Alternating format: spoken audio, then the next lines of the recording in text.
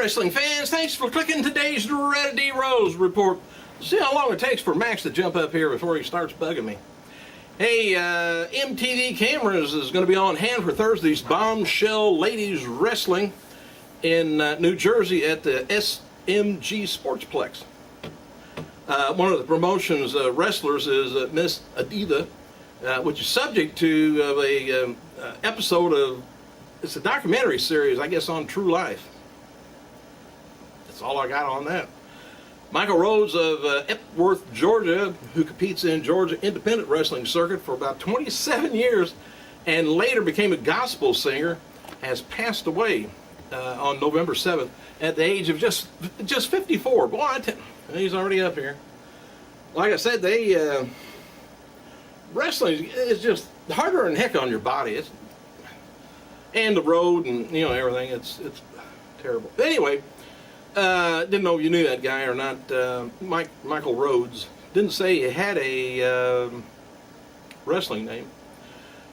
John Cena, and believe it or not, and former WWE diva Nikki Bella are apparently now an item.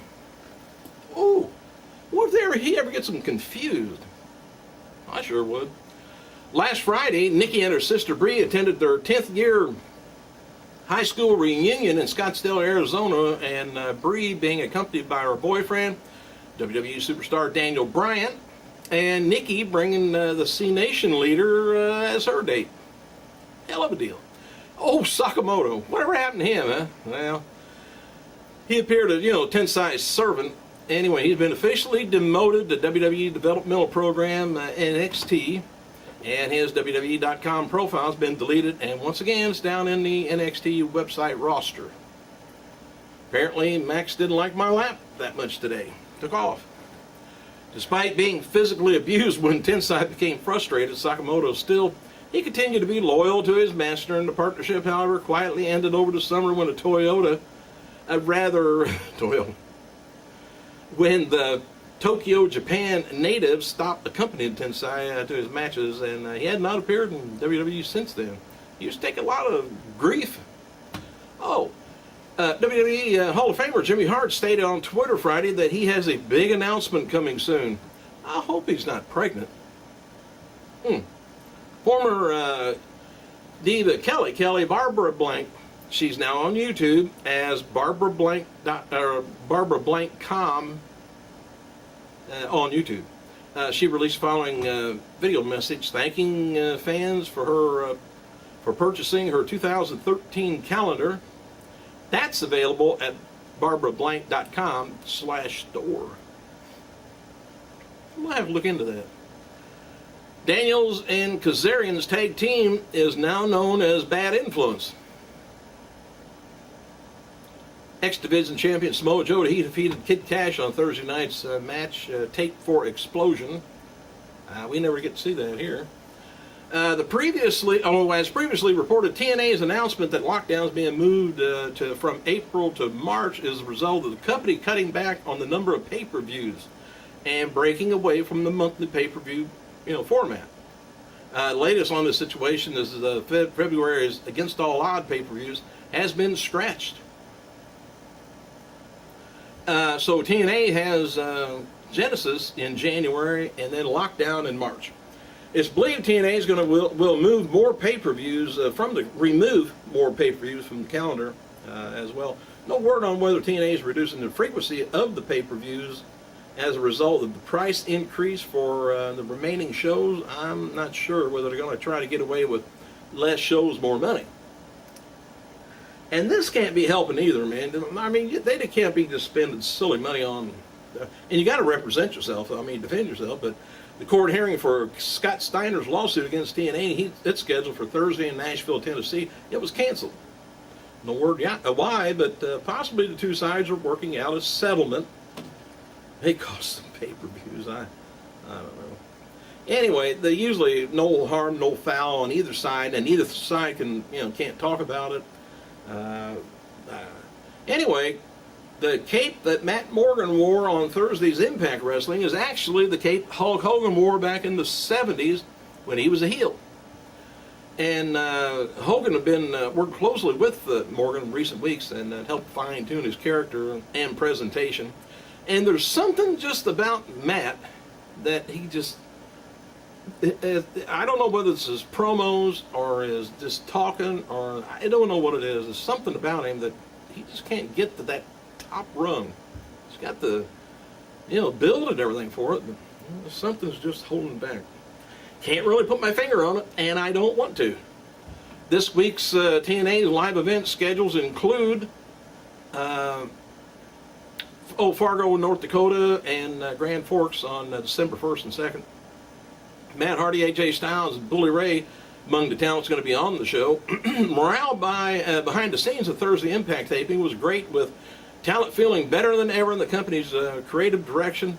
That has been in a long time, I guess. TNA has been focusing on long-term bookings as of late, mapping out creative plans several months in advance. In other words, they're thinking ahead.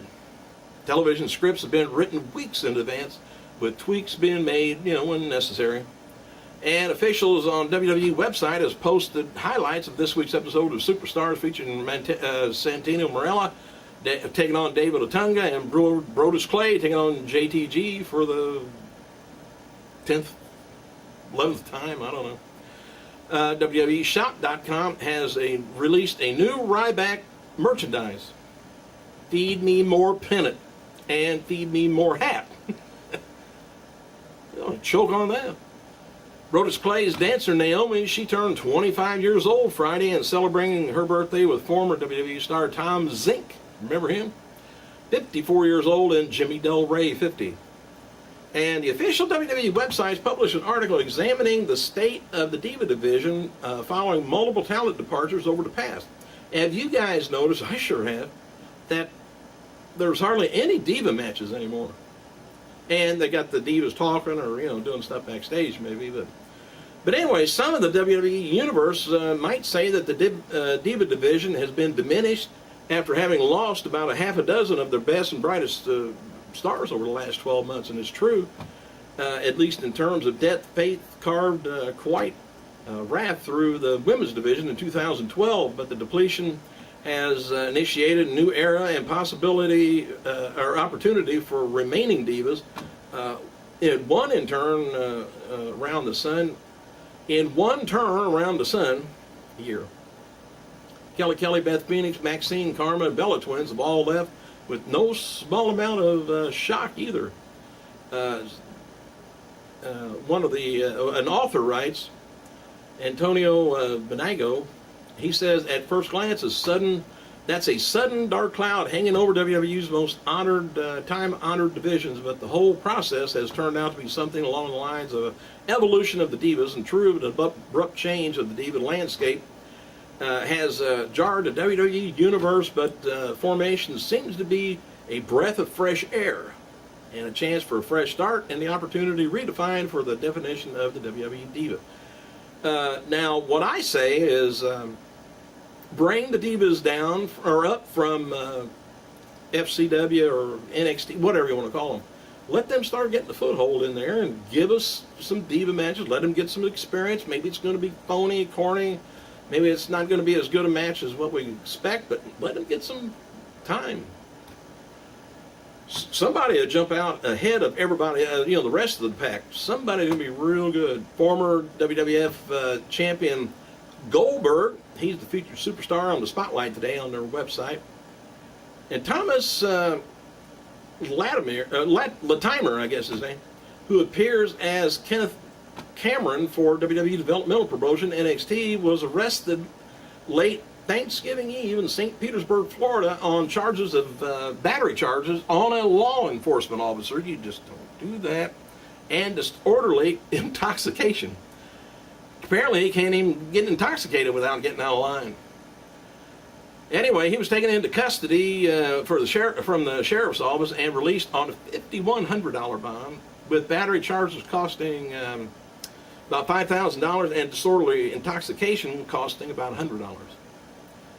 This is not Latimer's first run-in with the law. He was arrested in January 2011, Hillsborough, Florida, for charges of driving under the influence. And it's going to be, it kind of appears that they've cut ties with him because his profile has been removed from the roster page. Anyway, he was a 26-year-old, hails from Chesterfield, Derbyshire, England. Joined about 2 months ago down south and has been tag teaming with Conor O'Brien as of late and known as Ascension. Happy birthday to, I think this might be yesterday's, I'm not sure, Hall of Famer Jerry the King Lawler, 63 years old. Mean Gene Okerlus, 70 years old. Grand Slam champion John Bradshaw Layfield, 46. 5 times AWA heavyweight champion Dutch Mantel, 63. And former Japanese star Hayabusa, 44 years old. And on this day, back in 1998, British star the Giant Haystacks died at only 52 years old. He in the 90s he appeared in North America as the Loch Ness, but was diagnosed with cancer soon after debuting in WCW and returned to England, where he died of a lengthy battle with the disease. And secondly, in 2003, WWF really tag team champion Larry Booker died at only 51. Who's that? Moondog Spot. And this was, I mentioned, I think, this last year, but I got a bunch of new listeners. He was never a WWF regular. He competed primarily in Memphis. He was active into the 2000s, competing in several times in the early days of TNA. Sadly, Booker became one of the several wrestlers who died in the ring. He suddenly collapsed during a match in Memphis and was pronounced dead on arrival at the hospital. It was later determined he had suffered a heart attack. Whew. That would... If I was Lawler, that'd scare me. Main roster debut of Rollins, Ambrose, and Reigns has created a lot of buzz in WWE developmental. I'm wondering if the invasion angle will continue and who else might be brought up in it. WWE has remained high on NXT diva Paige, which that's her last name, I think, first name maybe. The feeling is that she's ready to go. No word yet if she's going to be brought up at any time soon. And it's current storylines with AJ Lee and John Cena and Rosa Mendez and Alberto Del Rio are being done to cater to the female viewer as a part of WWE's new initiative to reach out to that demographic. Should have tried that years ago. In fact, it probably did back when Miss Elizabeth was around. TNA President Dixie Carter revealed on that a TNA staffer, Bob Ryder, has been cleared to return to work after some health problems. Dixie also commented on lockdown being hosted in San Antonio. He says, "Can't tell you how excited I am for that to go to the Alamo Dome, Texas, first time ever in that great city." Kevin Nash responded to the people at NXT, being brought up and stuff. Looking forward to NXT tapings next week, and mostly hanging out with brother HHH for the day. Life becomes simple as time goes on. Click. Christian turns also 38 today, by the way. And we got WWE superstar matches, JTG and Brodus Clay taking on each other, and Santino taking on Otunga, which I think I mentioned. Matches for tonight's SmackDown is Alberto taking on Cena, Tunga taking on Khali, Kingston, Kane, Bryant taking on Barrett, O'Neal, and Young, and Sandow taking on Kidd, Uzos taking on Heath Slater and Jinder Mahal, Ziggler taking on Sheamus. Sound like there might be a lot of matches. Sarita, known as Dark Angel in Mexico, won CMLL's annual female bodybuilding competition for the 7th consecutive year in Mexico City. I never noticed her. She looked good, but I don't know. Anyway, she thanks her fans and everything. Eric, the actor on Howard Stern's show. Oh, shoot, I'm about out of time.